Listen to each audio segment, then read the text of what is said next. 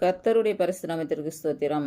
இன்றைய நாளுக்கான தேவவார்த்தை நீதிமொழிகள் 27ஆம் அதிகாரம் 2 மற்றும் 10ஆம் வசனங்கள். உன் வாய் அல்ல புறத்தியானே உன்னை புகழட்டும், உன் உதடு அல்ல அந்நியனே உன்னை புகழட்டும்.